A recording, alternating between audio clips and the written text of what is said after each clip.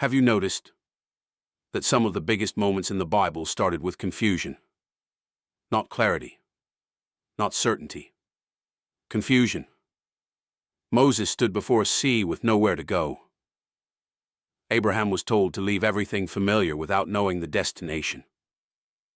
Peter stepped out onto water that should have swallowed him, and a blind man was told to wash mud from his eyes before he could see. It almost seems strange.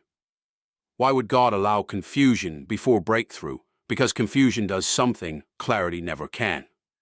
It exposes what you truly trust.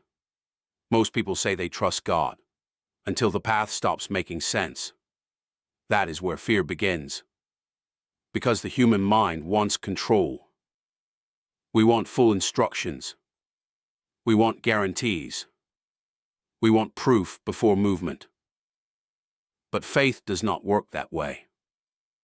Faith moves before the evidence appears. That is why some seasons of your life feel uncomfortable.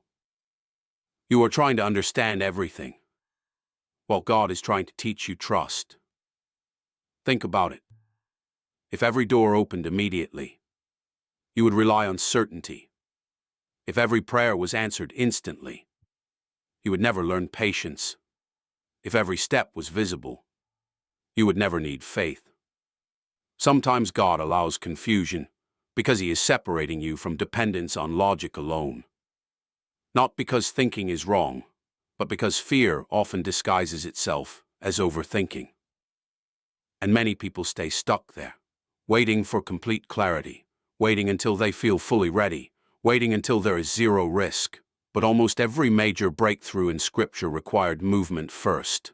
Noah built before rain.